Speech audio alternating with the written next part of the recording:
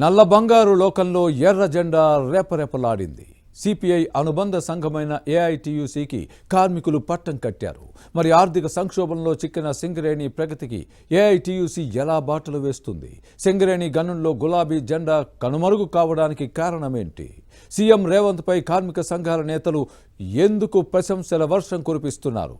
సిరుల తల్లి సింగరేణికి ఇక మంచి రోజులు వచ్చినట్లేనా?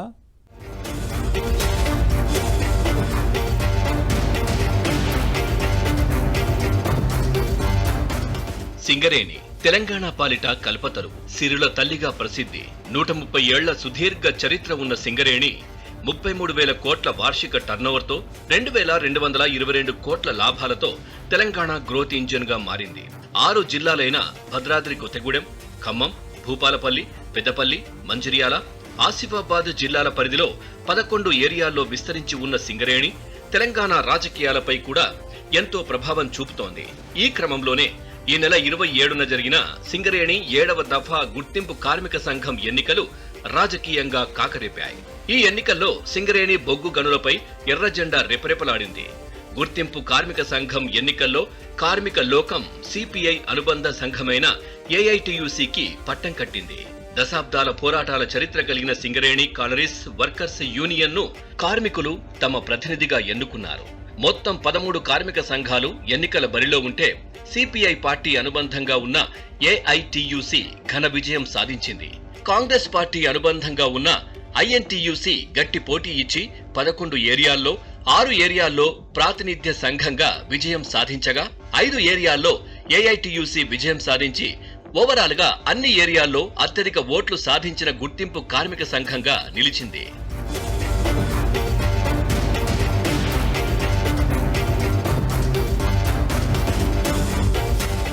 ఈ ఎన్నికల్లో బీఆర్ఎస్ జెండా పూర్తిగా కనుమరుగైంది.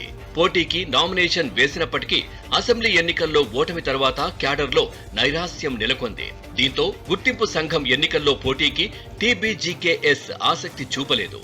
అధిష్టానంపై నేతలు ఒత్తిడి తెచ్చినా పోటీకి ససేమిరా అనడంతో సంఘానికి కీలక నేతలు గుడ్ బై చెప్పారు. చాలా ఏరియాల్లో కీలక నేతలు ఐఎన్టీయూసీ, ఏఐటీయూసీలో చేరారు. కొన్ని ఏరియాల్లో టీజీబీకేఎస్ నేతలు ఏఐటియుసికి మద్దతు ఇవ్వాలని తీర్మానం చేశారు. దీంతో గుర్తింపు సంఘం ఎన్నికల్లో గనుల వద్ద ఎక్కడా కూడా గులాబీ జెండా కనిపించలేదు. ఆ సంఘం ఎన్నికల చిహ్నమైన బాణం గుర్తుపై ఓటు వేయాలని కోరేవారు కూడా కనిపించలేదు. గనులపై ఎర్ర జెండాలు, 3 రంగుల జెండాల సందడే కనిపించింది.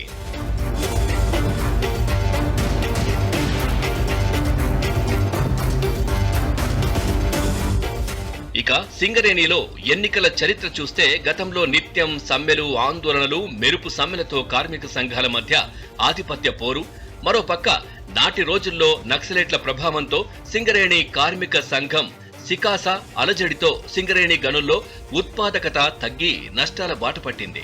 దాంతో సింగరేణిని ఎలాగైనా గట్టెక్కించాలన్న లాంగ్ విజన్ తో నాటి ముఖ్యమంత్రి చంద్రబాబు నాయుడు ఓ చక్కటి ఆలోచన చేశారు. ప్రతి కార్మికుడు సింగరేణిని సొంత సంస్థలా భావించేలా చేయడం కోసం లాభాల్లో వాటా ఇస్తామంటూ ప్రకటించారు.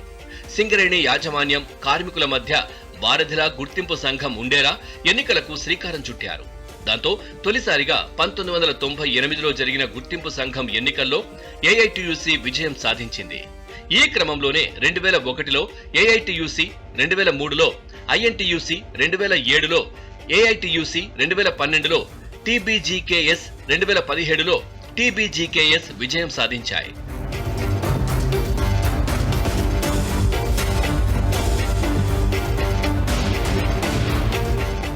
అయితే టీబీజీకేఎస్ గౌరవ అధ్యక్షురాలిగా కేసీఆర్ కుమార్తె కవిత ఉండడంతో గత ఎన్నికల్లో పెద్ద ఎత్తున ప్రలోభాలు పెట్టారని కార్మిక శాఖలో ఫిర్యాదులతో గుర్తింపు హోదాను 4 ఏళ్ల నుంచి 2 సంవత్సరాలకు కుదించారు.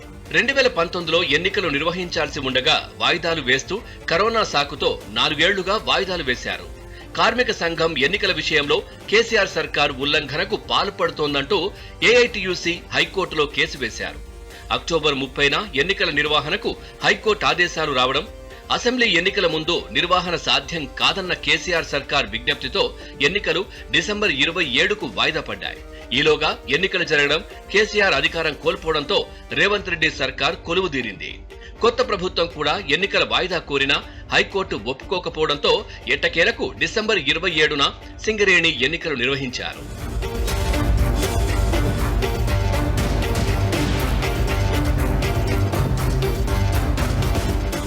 నిజానికి ఎంతో సుదీర్ఘ చరిత్ర ఉన్న సింగరేణి సమైక్య రాష్ట్రంలో లేని విధంగా కేసీఆర్ పాలనలో సంక్షోభంలోకి నెట్టారన్న విమర్శలు వెల్లువెత్తాయి. సీఎండీగా ఎన్ శ్రీధర్ని నియమించిన కేసీఆర్ అతన్ని అడ్డుపెట్టుకుని పెద్ద ఎత్తున క్విడ్ ప్రోకో చేశారని కార్మిక సంఘాలు ఆరోపణలు చేశాయి. అధికారంలోకి రాగానే కేసీఆర్, కేటీఆర్ వారి సన్నిహితులుగా ఉన్న ఏఎంఆర్ కంపెనీకి Tadicherla coal block, Koyagudem mine Aurobindo కంపెనీకి కట్టబెట్టారు. దీనిపై కార్మిక సంఘాలు, రాజకీయ పార్టీలు కేసీఆర్ కుటుంబం పెద్ద ఎత్తున సింగరేణిలో దోచుకున్నారని 50,000 కోట్లకు పైగా క్విడ్ ప్రోకోలో దోపిడీ జరిగినట్లు ఆధారాలతో ఆరోపణలు చేశారు. అయితే తెలంగాణ ముఖ్యమంత్రిగా బాధ్యతలు స్వీకరించినప్పటి నుంచి పీపుల్స్ సీఎంగా ప్రజలు ప్రశంసలు అందుకుంటున్న రేవంత్ రెడ్డి సింగరేణి ఎన్నికల్లో తలదూర్చకుండా తనదైన ముద్ర వేశారని పార్టీలకు అతీతంగా కార్మిక సంఘాలు ప్రశంసలు కురిపిస్తున్నాయి.